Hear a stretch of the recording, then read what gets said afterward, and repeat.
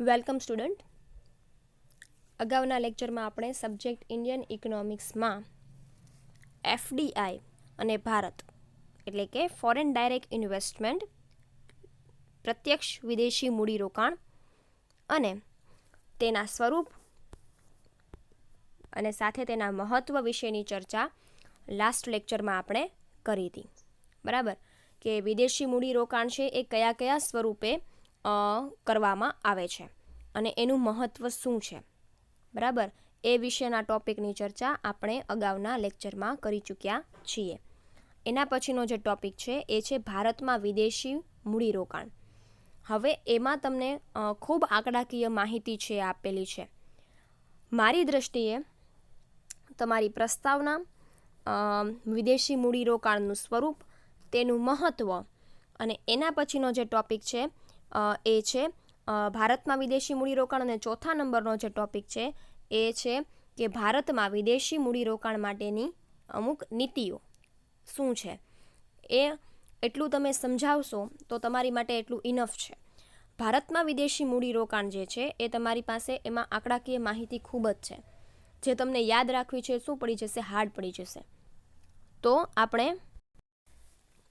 તો આ રીતના તમને એમાં આંકડાઓ આપેલા છે જે તમારી માટે યાદ રાખવા છે ખૂબ અઘરા બની જશે. એટલા માટે આપણે આંકડાકીય માહિતીને છે બહુ અત્યારે ધ્યાનમાં લેશું નહીં, કારણ કે વર્ષ 2001થી લઈને વર્ષ 2014 સુધીના ઇનવર્ડ એફડીઆઈ કેટલું છે, આઉટવર્ડ એફડીઆઈ કેટલું છે, નેટ એફડીઆઈ કેટલું છે, ઉપરાંત પાછું નીચે પણ આપેલું છે કે વિદેશી મૂડીરોકાણ જે છે એ પોર્ટફોલિયો મૂડીરોકાણ કેટલું છે અને એવી રીતે, અને સાથે સાથે બીજા દેશની સરખામણી પણ કરેલી છે.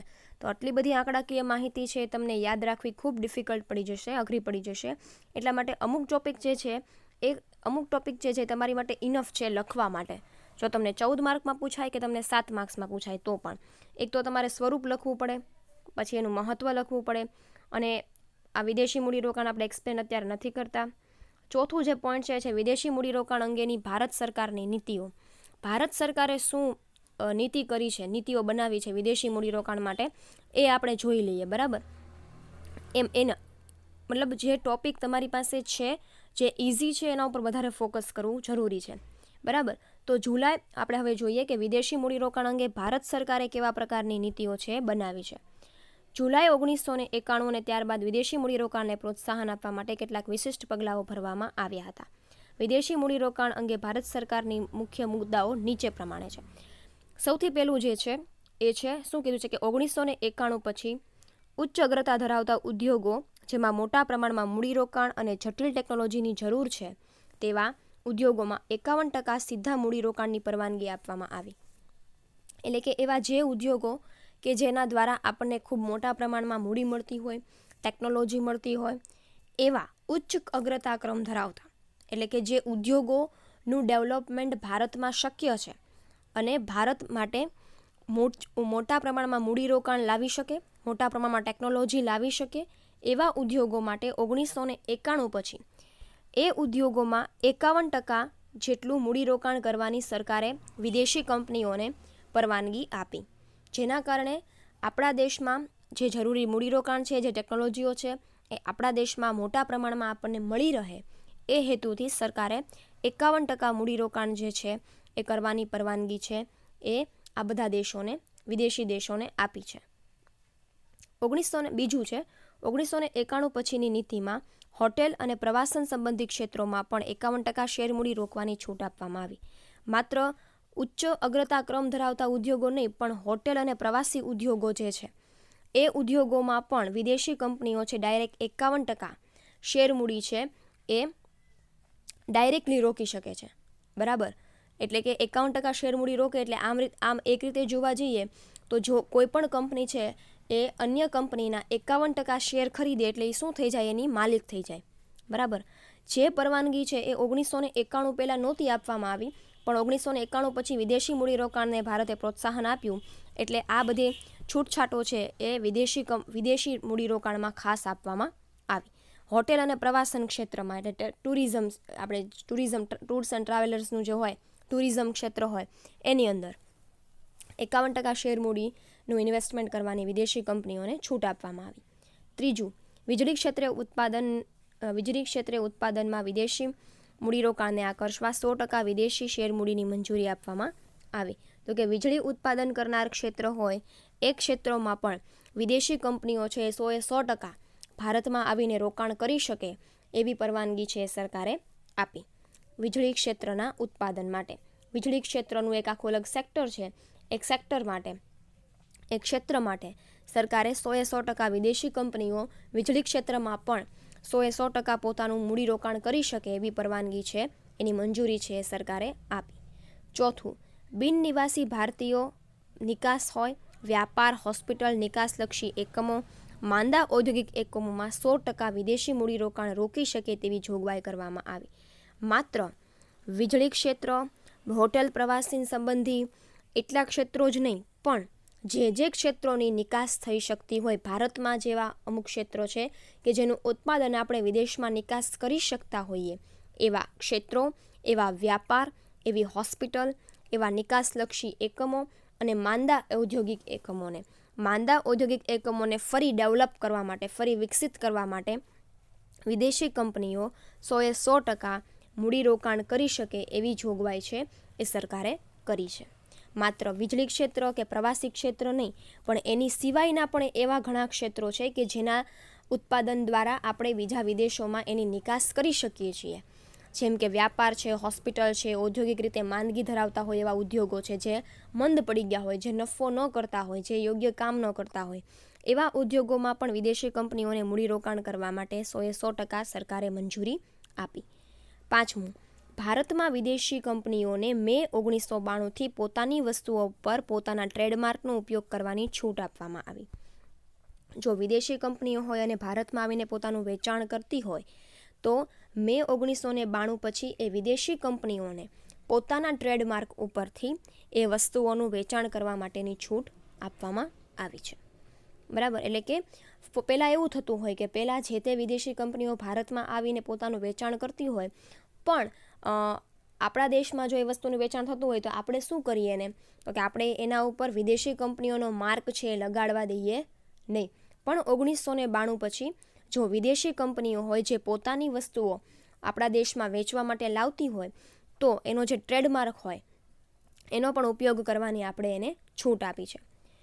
1998 અને 99માં વિદેશી મૂડીરોકાણને પ્રોત્સાહન આપવા માટે કેટલાક નીતિ વિષયક જાહેરાતો કરવામાં આવી, જેમાં વીજળી ઉત્પાદન, ટ્રાન્સમિશન, વિતરણ તેમજ રાષ્ટ્રીય ધોરીમાર્ગ, એરપોર્ટ, બંદર, પુલોના પ્રોજેક્ટને 100% શેરમૂડી ભાગીદારીની મંજૂરી આપવામાં આવી. એટલે કે કદાચ કોઈ પણ વિદેશી કંપનીઓ છે, વિદેશી ક્ષેત્રો છે, વિદેશ છે, બીજા દેશો છે, એ જો વીજળી છે, ઉત્પાદન છે, ટ્રાન્સમિશન છે, રાષ્ટ્રીય ધોરીમાર્ગ છે, એરપોર્ટ છે, એના કોઈ પ્રોજેક્ટ્સ, એ રિલેટેડ કોઈ પણ પ્રોજેક્ટ્સમાં પોતાનું ઇન્વેસ્ટમેન્ટ કરવા માગતા હોય તો એ ઇન્વેસ્ટમેન્ટને પણ 100% આપણે મંજૂરી આપી. ફોર એક્ઝામ્પલ, જે બુલેટ ટ્રેનનો કન્સેપ્ટ છે, બરાબર, બુલેટ ટ્રેન છે અમદાવાદથી મુંબઈ વચ્ચે જે સ્ટાર્ટ થવાની છે એ આનો એક હિસ્સો કહેવાય. બરાબર, કે 1998 અને 99 પછી મૂડીરોકાણને પ્રોત્સાહન આપવા માટે વીજળી ક્ષેત્ર હોય, ઉત્પાદન ક્ષેત્ર હોય, ટ્રાન્સમિશન હોય, રોડ હોય, એરપોર્ટ હોય, બંદર હોય, પુલ હોય, એવા કોઈ પણ પ્રોજેક્ટના ડેવલપમેન્ટ માટે આપણા દેશમાં આવીને કોઈ પણ આપણા દેશમાં આવીને કોઈ અન્ય દેશ જો આ કોઈ પણ ક્ષેત્રે આ કોઈ પણ પ્રોજેક્ટમાં ડેવલપ કરવા માગતું હોય, પ્રોજેક્ટમાં કામ કરવા માગતું હોય તો એને પણ 100% મંજૂરી છે એ આપવામાં આવી. વિદેશી સંસ્થાન મૂડીકર્તાઓને સરકારી જામીનગીરીઓ અને ટ્રેઝરી બિલ્સના ખરીદ વેચાણની છૂટ આપવામાં આવી. આપણા દેશમાં જ આવી અને જો કોઈ પણ રોકાણકર્તાઓને આપણા દેશની સરકારી જામીનગીરીઓમાં રોકાણ કરવું હોય, ખરીદી વેચાણ કરવું હોય તો એ વિશેની છૂટછાટ પણ હવે આપવામાં આવી. પહેલાંની તર એવું હતું કે આપણા દેશની જે સરકારી સંસ્થાઓ હોય, જે બોન્ડ બહાર પાડતી હોય, જે શેર બહાર પાડતી હોય, જે સરકારી જામીનગીરીઓ બહાર પાડતી હોય, તો એમાં કોઈ પણ વિદેશી કંપનીઓ આવીને ઇન્વેસ્ટમેન્ટ કરી શકતી નહોતી. પહેલાં એવા નિયમો હતા જે હવે ધીમે ધીમે શું કરવામાં આવ્યા, દૂર કરવામાં આવ્યા અને વિદેશી સંસ્થા પણ આપણા દેશની સરકારી જામીનગીરીઓમાં અને આપણી સરકારી જામીનગીરીઓનું ખરીદ વેચાણ છે એ ઇઝીલી કરી શકે છે. બરાબર. સાતમું, આરબીઆઈએ એપ્રિલ 2000માં એવું જાહેર કર્યું કે અમુક ખાસ ક્ષેત્રોને બાદ કરતાં બાકીના બધા જ ક્ષેત્રોમાં આપોઆપ વિદેશી મૂડીરોકાણ છૂટ આપવામાં આવી. વર્ષ 2000 પછી આરબીઆઈએ પણ અમુક જે સંસ્થા હોય, જે મ્યુચ્યુઅલ ફંડ બહાર પાડતી હોય, જે બોન્ડ બહાર પાડતી હોય, જે ડિબેન્ચર બહાર પાડતી હોય કે XYZ કોઈ પણ પ્રકારનું મૂડીરોકાણ કરવા માટેનું ઇન્સ્ટ્રુમેન્ટ છે એ બહાર પાડતી હોય, તો આરબીઆઈએ પણ વર્ષ 2000 પછી કોઈપણ ક્ષેત્રમાં વિદેશી કંપનીઓ છે આપોઆપ પોતાની રીતે પોતાના મૂડીનું રોકાણ કરી શકે એવી છૂટ છે આરબીઆઈએ આપી. મ્યુચ્યુઅલ ફંડમાં હોઈ શકે, બોન્ડમાં હોઈ શકે કે બીજી કોઈ પણ અધર સ્કીમ હોય, એમાં છે વિદેશી કંપનીઓ છે કોઈપણ ક્ષેત્રોમાં આપોઆપ મૂડીરોકાણ છે કરી શકે છે. 8મો પોઈન્ટ છે, વર્ષ 2001માં એક ધંધાથી બીજા ધંધાના ઈ-કોમર્સ માટે, ઈ-કોમર્સનો જે કન્સેપ્ટ છે એ નવો છે, જે આપણે લોકો અત્યારે જોઈએ છીએ. ઈ-કોમર્સ માટે 100% વિદેશી પ્રત્યક્ષ મૂડીરોકાણની છૂટ આપવામાં આવી. તેલ ક્ષેત્રને, બાંધકામલક્ષી બધી જ પ્રવૃત્તિઓને, દૂરસંચાર ક્ષેત્રની સીમાઓને અને માહિતીની ટેકનોલોજીના ક્ષેત્રોમાં. જો તમારે શોર્ટમાં યાદ રાખવું હોય તો કેમ યાદ રાખવાનું, તો કે વર્ષ 2000 અને 2001માં ઈ-કોમર્સ ક્ષેત્રે, તેલ સંશોધન ક્ષેત્રે, બાંધકામલક્ષી પ્રવૃત્તિઓ ક્ષેત્રે, દૂરસંચાર ક્ષેત્રે અને માહિતીની ટેકનોલોજીના ક્ષેત્રે દરેક ક્ષેત્રમાં 100% મૂડીરોકાણની છૂટ છે એ આપવામાં આવી. ઈ-કોમર્સ તમે બધા પરિચિત છો. તેલ સંશોધન ક્ષેત્ર એટલે કે જે પેટ્રોલ, ડીઝલ છે, આ બધા તેલ સંશોધન ક્ષેત્રો કહેવાય, બરાબર, એ છે. બાંધકામલક્ષી બધી પ્રવૃત્તિઓ છે, જેમાં આપણે વાત કરી કોઈ પણ બુલેટ ટ્રેનનો પ્રોજેક્ટ છે, તો આ બધા બાંધકામલક્ષી હોય. બંદર રિલેટેડ હોય, રોડ રસ્તા રિલેટેડ હોય, એ બધું બાંધકામલક્ષી થાય. દૂરસંચાર ક્ષેત્ર એટલે કે ટેકનોલોજીમાં દૂરસંચાર ક્ષેત્ર એટલે કે ટેલિફોનિક નેટવર્કની સુવિધાઓ હોય કે એ બધું જે છે એ. અને માહિતીની ટેકનોલોજીના ક્ષેત્રોમાં, આ દરેક ક્ષેત્રોમાં સરકારે શું કર્યું, તો કે 100% વિદેશી પ્રત્યક્ષ મૂડીરોકાણને છૂટ આપી છે. વર્ષ 2001 અને 2002માં દવાઓના ક્ષેત્રોમાં 100% વિદેશી મૂડીરોકાણ થયું. એરપોર્ટ ક્ષેત્રમાં, હોટલ પ્રવાસન ક્ષેત્રમાં, કુરિયર સેવા ક્ષેત્રમાં, ટાઉનશીપ વિકાસ અને બાંધકામ ક્ષેત્રોમાં, ખાનગી ક્ષેત્રની બેન્કોમાં અને સંરક્ષણ ક્ષેત્રે. ખાનગી ક્ષેત્રની બેન્કોમાં 74%ની છૂટ આપવામાં આવી. સંરક્ષણ ક્ષેત્રે 26% વિદેશી મૂડીરોકાણની છૂટ આપવામાં આવી. એટલે કે વર્ષ 2001 અને 2002 પછી કોઈ દવા હોય, ફાર્માસ્યુટિકલ કંપની હોય, વિદેશી કંપનીઓ હોય, ફાર્માસ્યુટિકલ કંપની એ ભારતમાં આવીને રોકાણ કરી શકે છે. એરપોર્ટ ક્ષેત્રે ડેવલપમેન્ટ માટે, હોટલ પ્રવાસન ઉદ્યોગોના વિકાસ માટે, કુરિયર સેવાઓના ક્ષેત્રો માટે, ટાઉનશીપના વિકાસ માટે, બાંધકામ ક્ષેત્રના વિકાસ માટે, ખાનગી ક્ષેત્રની બેન્કોમાં 74%ની છૂટ આપવામાં આવી છે પ્રત્યક્ષ વિદેશી મૂડીરોકાણને. અને સંરક્ષણ ક્ષેત્રે 26%ની છૂટ છે આપવામાં આવી છે. તો આ રીતે વિદેશી મૂડીરોકાણ અંગે ભારતે પોતાની નીતિઓમાં કેવા કેવા ફેરફાર કર્યા એ છે એના વિશેની બાબત છે, બરાબર. તો આમ વિદેશી મૂડીરોકાણ દ્વારા ભારતનું વિદેશી મૂડીરોકાણ વધારવા પાછળનું ને એની પાછળ આ બધી નીતિઓનું ઘડતર કરવાનું એક જ હેતુ છે કે જેટલું વિદેશી મૂડીરોકાણ થશે એટલો દેશનો આર્થિક વિકાસનો દર છે એ ઝડપી બને છે. તો FDI અને ભારત વિશેનો જે ટોપિક છે એ અહીંયા પૂરો થાય છે. નોર્મલી 3 વસ્તુ તમારે સમજાવવાની થાય. FDI એટલે કે વિદેશી મૂડીરોકાણના સ્વરૂપો, વિદેશી મૂડીરોકાણનું મહત્ત્વ અને વિદેશી મૂડીરોકાણ અંગે ભારત સરકારની નીતિઓ, બરાબર. તો FDI અને ભારત છે એ ટોપિક પૂરો થાય છે. એના પછીનો ટોપિક છે એ છે લેણ દેણની તુલા અથવા તો વિદેશી દેવું, બરાબર. લેણ દેણની તુલા અને વિદેશી દેવું આ ટોપિક છે એ તમને ઓક્ટોબર 2018માં પૂછાયેલો છે એક્ઝામમાં, કે લેણ દેણની તુલા કોને કહેવાય અને એના વિશે શું માહિતી છે એ ડિટેલમાં તમારે શું આવે છે એમાં. તો કે ભાઈ લેણ દેણની તુલાના વિભાગો આવે છે. લેણ દેણની તુલામાં હિસાબી પદ્ધતિ, પછી આવે છે લેણ દેણની તુલાનું મહત્ત્વ અને મર્યાદા, અને લાસ્ટ છે એ છે લેણ દેણની તુલાના ખાધના કારણો, બરાબર. આટલું તમારે આ ટોપિકમાં આવે છે, જે તમારે વર્ષ 2018માં એક્ઝામમાં પૂછાયેલો છે ટોપિક, બરાબર. આજે આપણે ખાલી એક નોર્મલ ખ્યાલ મેળવી લઈએ કે લેણ દેણની તુલા કોને કહેવાય, બરાબર. તો સામાન્ય રીતે જેમ તમે તમારા ધંધામાં નફા નુકસાન ખાતું, પાકું સરવૈયું ને વેપાર ખાતું બનાવો છો, તેવી જ રીતે જ્યારે આપણે અન્ય દેશો સાથે વ્યવહાર કરતા હોઈએ, ખાસ કરીને આર્થિક વ્યવહારો કરતા હોઈએ છીએ આયાત અને નિકાસના સ્વરૂપમાં, બરાબર, જેમ આપણે અન્ય દેશો સાથે વિદેશી દેશો સાથે આયાત અને નિકાસના વ્યવહારો કરતા હોઈએ છીએ, આર્થિક વ્યવહારો, એની નોંધ કરવા માટે પણ એક પ્રોપર ખાતું છે મેન્ટેન કરવામાં આવતું હોય, એના માટે પણ એક પ્રોપર સરવૈયું, એના માટે પણ એક પ્રોપર પાકું સરવૈયું છે એ જાળવવામાં આવતું હોય, એને આપણે લેણદેણની તુલા તરીકે ઓળખીએ છીએ, બરાબર. એટલે લેણદેણની તુલા કોને કહેવાય? જો હવે તમને એનો કોન્સેપ્ટ અહીંયા આપેલો છે કે વ્યક્તિ કે પેઢી જેમ લેવડ દેવડનું સરવૈયું હોય છે તેમ સમગ્ર દેશનું પણ લેવડ દેવડનું સરવૈયું હોય છે. આ પ્રકારના આંતરરાષ્ટ્રીય લેવડ દેવડના સરવૈયાને આંતરરાષ્ટ્રીય લેણદેણની તુલા તરીકે ઓળખવામાં આવે છે. જેમ એક નોર્મલ પેઢી હોય, બરાબર, એમાં તમે નફા નુકસાન ખાતું, પાકું સરવૈયું મેન્ટેન કરો છો. શું કામ? તો કે આખા વર્ષ દરમિયાન કંપનીએ જેટલા આર્થિક વ્યવહારો કર્યા છે એની નોંધ કરવા માટે તમે એ આખું એક સરવૈયું છે એ તૈયાર કરો છો. એવી જ રીતે જ્યારે એક દેશ બીજા દેશ સાથે જે કાંઈ પણ આર્થિક વ્યવહારો કરતા હોય, એ આર્થિક વ્યવહારોનું જે કાંઈ પણ સરવૈયું એ તૈયાર કરતું હોય એને શું કહેવાય? આંતરરાષ્ટ્રીય લેણદેણની તુલા કહેવાય છે. સામાન્ય રીતે એક વર્ષના સમયગાળા દરમિયાન કોઈ પણ એક દેશના નાગરિકે અન્ય દેશના નાગરિકો સાથે કરેલા આર્થિક લેવડ દેવડના હિસાબોને લેણદેણની તુલા કહે છે. કોઈ પણ એક વ્યક્તિ હોય, એક નાગરિક હોય, એણે જ્યારે અન્ય દેશના કોઈ નાગરિક સાથે જે કાંઈ પણ આર્થિક હિસાબો કે આર્થિક લેવડ દેવડ કરી હોય, એ આર્થિક લેવડ દેવડ માટે જે કાંઈ પણ હિસાબો એ રાખે છે એને શું કહેવાય છે? લેણદેણની તુલા કહેવાય છે. આર્થિક લેવડ દેવડના વિનિમય મૂલ્ય ધરાવતી વસ્તુઓ, સેવા કે અસ્ક્યામતોનો સમાવેશ થાય છે. એટલે કે આર્થિક લેવડ દેવડ દરમિયાન એને જે કોઈ પણ વસ્તુની આપલે કરી હોય, કોઈ પણ સેવાની આપલે કરી હોય, કોઈ પણ મિલકતોની આપલે કરી હોય, દરેક બાબતનો સમાવેશ છે અહીંયા થાય છે. દેશ વિદેશ વચ્ચે સ્વીકારાતી ભેટનો પણ આર્થિક લેવડ દેવડમાં સમાવેશ થાય. કોઈ એક દેશ બીજા દેશને કોઈ ભેટ આપે, કોઈ ગ્રાન્ટ આપે, તો એનો સમાવેશ પણ છે એ આ સરવૈયામાં કરવામાં આવે છે. ઇન શોર્ટ, જેમ તમે વ્યાપારમાં એક આખું સરવૈયું તૈયાર કરો છો, એમ જ્યારે કોઈ એક દેશ બીજા દેશ સાથે જે કાંઈ પણ આર્થિક વ્યવહારો કરે છે, એ આર્થિક વ્યવહારોનું જે કાંઈ પણ સરવૈયું તૈયાર કરવામાં આવે અને લેણદેણની તુલા કહેવાય. એની અમુક વ્યાખ્યાઓ તમને નીચે આપેલી છે. તો એ છે, એમાં પહેલી છે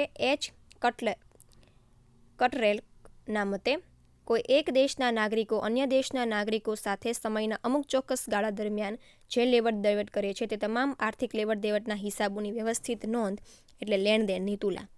શું કહે છે? કોઈ એક નાગરિક છે એ કોઈ બીજા દેશના નાગરિક સાથે એક અમુક ચોક્કસ સમયગાળા દરમિયાન જે કાંઈ પણ વ્યવહારો, જે કાંઈ પણ આર્થિક લેવડ દેવડ કરે છે, એ આર્થિક લેવડ દેવડના હિસાબોને વ્યવસ્થિત રીતે રાખવાની નોંધને, રાખવામાં આવતી નોંધને લેણદેણની તુલા કહેવાય છે. કિન્ડલબર્ગરના મત જણાવ્યા અનુસાર આપવામાં આવેલ નિશ્ચિત સમય દરમિયાન કોઈ એક દેશના અન્ય દેશ સાથેના બધા જ આર્થિક વ્યવહારોની નોંધ એટલે લેણદેણની તુલા. કોઈ એક દેશ બીજા દેશ સાથે કોઈ એક ચોક્કસ સમયમાં, કોઈ એક વર્ષ માટેનું જ હોય છે. નોર્મલી લેણદેણની તુલા માટેનું જે સરવૈયું તૈયાર કરવામાં આવે છે એ એક વર્ષ માટેનું હોય. એટલે કે નોર્મલી કોઈ નિશ્ચિત સમય માટે એક દેશ બીજા દેશ સાથે જેટલા પણ આર્થિક વ્યવહારો કરે છે, એ આર્થિક વ્યવહારોનું નોંધ કરવાનું જે કાંઈ પણ સરવૈયું હોય એને શું કહેવાય? લેણદેણની તુલા કહેવાય. યુએસએનું વાણિજ્ય ખાતું લેણદેણની તુલાની વ્યાખ્યા આ મુજબ આપે છે કે કોઈપણ દેશના નાગરિકોને અન્ય દેશના નાગરિકો દ્વારા નિશ્ચિત રકમ દરમિયાન, નિશ્ચિત સમય દરમિયાન પ્રાપ્ત થતી આવક અને કરવી પડતી ચૂકવણીનો વિગતવાર નોંધ એટલે લેણદેણની તુલા. હવે યુએસએએ જે વ્યાખ્યા આપી છે લેણદેણની તુલાની, એ એવી આપી છે કે કોઈ એક દેશનો નાગરિક જે છે એ કોઈ બીજા દેશના નાગરિક સાથે કોઈ એક ચોક્કસ સમય દરમિયાન એ બીજા દેશ પાસેથી થતી આવક અને એને કરવી પડતી ચૂકવણી, એ બંનેનો જે એક ચોક્કસ હિસાબ રાખે, એને હિસાબની નોંધ રાખે, એને શું કહેવાય છે? લેણદેણની તુલા કહેવાય છે.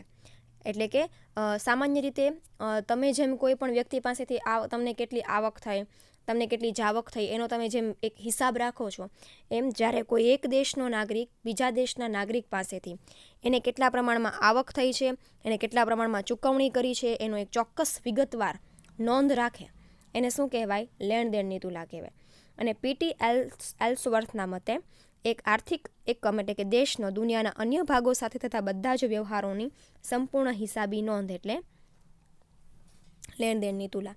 એને પણ એ જ વ્યાખ્યા કીધી છે, પણ થોડીક ચેન્જ કરીને, થોડોક શબ્દોમાં ફેરફાર કરીને વ્યાખ્યા આપી છે કે કોઈ એક દેશ બીજા કોઈ પણ દેશ સાથેના જેટલા વ્યવહારો કરતી હોય, જેટલા વ્યવહારો ભારત છે એ કોઈ અન્ય દેશ સાથે જેટલા વ્યવહારો કરતા હોય એ બધા જ વ્યવહારોની એક સંપૂર્ણ હિસાબ રાખવાની ટેકનિકને, એક સંપૂર્ણ હિસાબ રાખવાની પદ્ધતિને શું કહેવાય છે? લેણ દેણની તુલા કહેવાય છે. તો આપણે આજે ખાલી લેણ દેણની તુલાના અર્થ સુધી રાખીએ છીએ. એના જે વિવિધ ભાગો જે છે અને જે આગળનો ટોપિક છે એ આપણે નેક્સ્ટ લેક્ચરમાં જોઈશું. Thank you.